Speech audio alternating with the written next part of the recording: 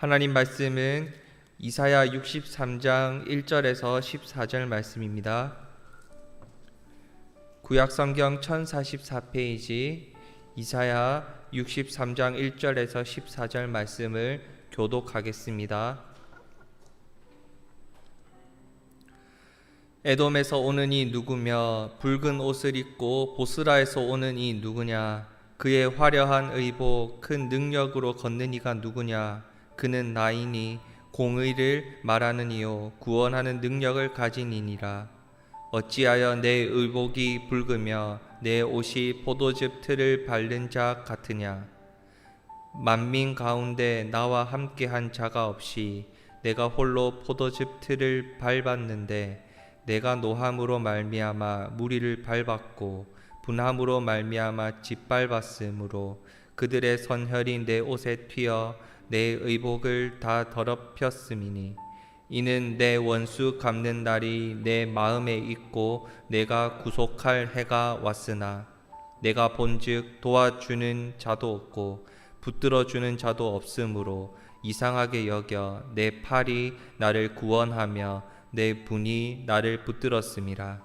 내가 노함으로 말미암아 만민을 밟았으며 내가 분함으로 말미암아 그들을 취하게 하고 그들의 선혈이 땅에 쏟아지게 하였느니라. 내가 여호와께서 우리에게 베푸신 모든 자비와 그의 찬송을 말하며 그의 사랑을 따라 그의 많은 자비를 따라 이스라엘 집에 베푸신 큰 은총을 말하리라. 그가 말씀하시되 그들은 실로 나의 백성이요 거짓을 행하지 아니하는 자녀라 하시고 그들의 구원자가 되사 그들의 모든 환난에 동참하사 자기 앞의 사자로 하여금 그들을 구원하시며 그의 사랑과 그의 자비로 그들을 구원하시고 옛적 모든 날에 그들을 드시며 안으셨으나 그들이 반역하여 주의 성령을 근심하게 하였으므로 그가 돌이켜 그들의 대적이 되사 친히 그들을 치셨더니 백성이 옛적 모세의 때를 기억하여 이르되 백성과 양떼의 목자를 바다에서 올라오게 하신 이가 이제 어디 계시냐? 그들 가운데에 성령을 두신 이가 이제 어디 계시냐? 그의 영광의 팔이 모세의 오른손을 이끄시며 그의 이름을 영원하게 하려 하사 그들 앞에서 물을 갈라지게 하시고 그들을 깊음으로 인도하시되 광야에 있는 말같이 넘어지지 않게 하신 이가 이제 어디 계시냐? 여호와의 영이 그들을 골짜기로 내려가는 가축같이 편히 쉬게 하셨도다. 주께서 이와 같이 주의 백성을 인도하사 이름을 영화롭게 하셨나이다 하였느니라. 아멘. 어떤 약속을 기다린다는 것은 참 쉽지 않습니다. 특히 고난 중에 있을 때에, 내게 어려움이 닥쳤을 때에 하나님의 구원하심을 바라고 기다리고 있는 것 참으로 쉽지 않은 시간입니다. 하지만 우리가 믿는 하나님은 전지전능하시고 약속에 신실하신 하나님이시기에 우리는 그 하나님 한 분만을 믿습니다. 분명 정하신 때에 하나님의 방법으로 이 땅에 역사하실 것이기 때문입니다. 그러니 우리는 하나님의 위로하심과 구원의 은혜를 바라고 기대하며 기도함으로 묵묵히 그 때를 기다릴 수 있어야 합니다. 그것을 우리는 하나님께서 주신 선물인 믿음이라고 합니다.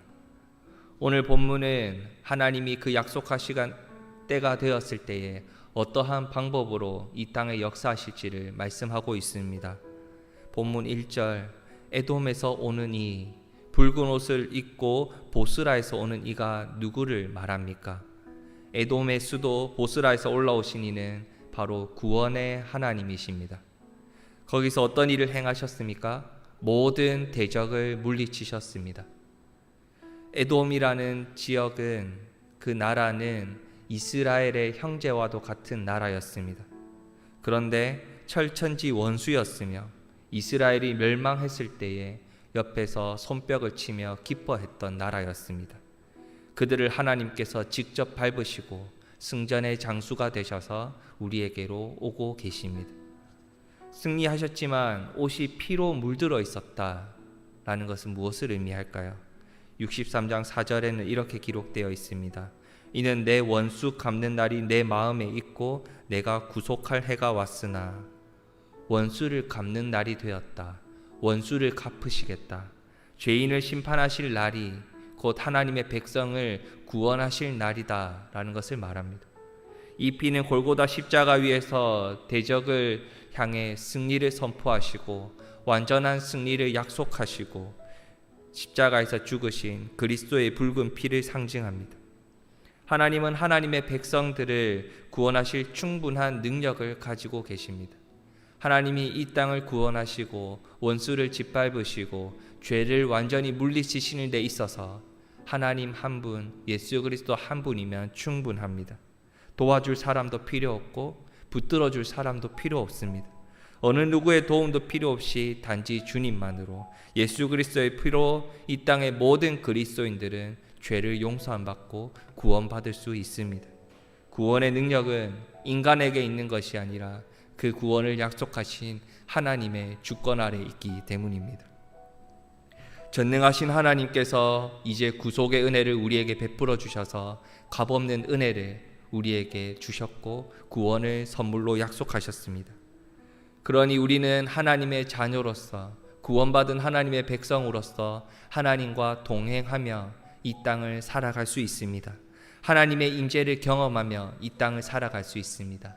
그러한 삶은 우리에게 어떻게 다가올까요? 그리고 우리가 그 구원의 감격을, 그 은혜를 온전히 누리기 위해서는 어떤 삶을 살아야 하겠습니까?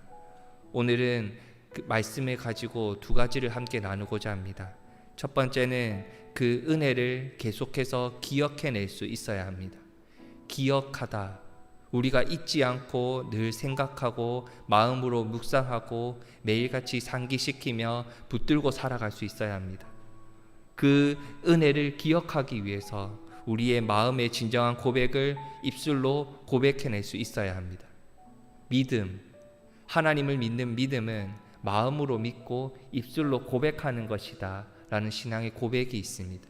즉 우리가 믿는 하나님, 우리가 의지하는 하나님, 우리의 안에 임재해 계셔서 그분의 역사심을 기대하고 소망한다면 우리가 마음으로 믿었을 때에 그 하나님을 입술로 계속해서 고백하면서 하나님이 베풀어 주신 은혜를 기억해낼 수 있어야 합니다. 새롭게 하나님의 은혜를 경험했던 이스라엘이 가장 먼저 했던 일은 깃발을 높이 세우는 일이었습니다. 그 깃발을 바라보는 자에게 구원을 선포하신 하나님의 은혜를 그 깃발을 바라보며 매일같이 기억했던 것이죠. 하나님의 은혜로 애국 군대의 추격을 물리치고 홍해를 건너 광야에 도착했을 때 가장 먼저 무엇을 했습니까? 하나님의 구원을 향하여 기쁨으로 찬양을 했습니다. 이것 또한 고백의 일종이죠. 우리 안에 구원의 감격이 계속되기를 원하십니까? 우리의 입술로 계속해서 내뱉을 수 있어야 합니다. 하나님의 은혜와 사랑을 계속해서 고백할 수 있어야 합니다. 우리의 입술로 소리내어 고백할 때에 하나님의 은혜를 기억할 수 있고 그 은혜를 묵상할 수 있고 그 은혜 안에 머물 수 있습니다. 선포하고 전하십시오. 오늘 하루 하나님의 구원의 은혜를 감격하며 만끽하며 살아가고 싶으십니까? 우리를 위해 생명을 내어주신 예수님을 나의 그리스도로 고백하며 세상에 전하며 하나님 앞에 고백하며 하루를 살아감을 통해 그 은혜 안에 머무시기를 주님의 이름으로 축복합니다. 우리가 지속적으로 하나님의 구원의 감격 안에 머물면서 그 하나님의 은혜를 경험하고 살아가기 위해서는 두 번째, 하나님의 심판 또한 기억할 수 있어야 합니다. 하나님은 사랑의 하나님이신 분고 또한 공의의 하나님이십니다. 하나님의 여러 가지 속성 가운데 하나님의 공의로우심, 그 하나님의 공의로우심은 죄악을 판단하는 기준이 됩니다. 하나님은 사랑의 하나님이시지만 또한 공의의 하나님이시라는 것은 우리가 여전히 하나님의 사랑으로 구원받는 죄인이지만 동시에 공의로운 악인들을 하나님이 심판하시고 우리는 예수 그리스도의 십자가 앞에 그 죄를 깨끗하게 씻음받은 하나님의 자녀라는 것을 기억하는 것입니다. 우리는 하나님의 사랑에 이끌려 하나님의 뜻에 합당한 삶을 살아가야 합니다. 즉 하나님의 공의에 이끌려서 우리의 죄를 깨끗하게 씻음받고 하나님의 뜻 앞에 우리를 굴복시키며 살아가야 하는 것이죠. 요셉도 우리처럼 고백하겠죠. 그리고 우리도 그렇게 요셉처럼 고백하고 살아갈 겁니다. 세상에 어떤 유혹이 우리 앞에 들이닥치더라도 공의로우신 하나님을 경외함으로 내가 어찌 그 악을 행할 수 있겠습니까? 라고 세상 앞에 고백할 수 있어야 합니다. 공의로우신 하나님, 그분의 심판을 기억한다면 우리가 살아가면서 부딪히는 죄를 행하는 순간들, 하나님의 말씀에 불순종하는 그 순간에 우리는 이 은혜를 기억하고 하나님의 말씀을 기억한다면 내가 어찌 하나님 앞에서 이 죄를 행할 수 있겠습니까? 라고 당당히 내 입술로 고백하고 선포할 수 있는 삶을 살아가야 하는 것입니다. 하나님의 은혜 안에 머물고 싶으십니까? 오늘 하루 하나님의 은혜가 내 안에 온전히 임하기를 원하십니까? 그럼 오늘 하루 죄를 멀리하고 심판의 하나님을 기억하시고 하나님의 백성으로 살아가기 위해 계속해서 발버둥 치고 하나님을 의지하고 하나님을 붙드는 삶을 살아가셔야 합니다. 이 씨름 속에서 우리가 하나님의 공의로우심 앞에 서갈 때에 우리는 영적으로 충만한 삶, 하나님의 임재를 오늘도 경험하고 살아가게 될 줄 믿습니다. 오늘 하루 영적 침체에서 벗어나 우리가 하나님과 계속해서 멀어져서 우리의 삶 속에서 하나님과 동떨어져서 살아가는 것이 아니라 하나님의 은혜를 기억하고 하나님의 은혜를 계속해서 내 입술로 고백하고 하나님의 은혜를 기억할 때에 내 삶의 순간순간마다 그 하나님의 뜻을 쫓아가기 위해 영적으로 고군분투하며 살아갈 때에 우리는 그 하나님의 은혜 안에 하나님의 임재 안에 하나님이 약속하신 평안에 오늘도 머물러 살아가게 될 줄 믿습니다. 그렇게 오늘을 살아감을 통해 하나님의 은혜가 충만한 귀한 하루를 살아가시는 우리 갈매교회 성도님들 되시기를 주님의 이름으로 축복합니다. 이 시간 같이 기도하길 원합니다. 하나님의 은혜를 기억할 수 있는 믿음을 주시옵소서. 하나님의 은혜를 기억하기 위해 계속해서 하나님의 앞에서의 신앙을 내 입술로 고백하는 삶을 살아가게 하여 주시옵소서. 두 번째로 하나님의 심판을 기억하고 살아갈 수 있도록 우리가 살아가면서 죄를 행하는 순간 앞에 들이닥쳤을 때 말씀을 기억하고 그 말씀 앞에서 하나님의 공의로우심을 온전히 바로 세워갈 수 있도록 우리가 영적으로 그 영적 전쟁을 잘 감당해 나갈 수 있는 믿음 달라고 기도합시다. 마지막으로 이 코로나19라는 어려움 속에서 우리의 삶이 많이 힘들고 지쳐가고 어려운 상황 속에 있지만 하나님의 위로하심과 지켜주심과 보호하심이 우리 갈매교회 성도님들 삶 속에 충만히 임할 수 있도록 기도해 주시고요. 또 이렇게 유치원, 초등학교, 중고등학교가 또 2학기 개학을 준비하고 있습니다.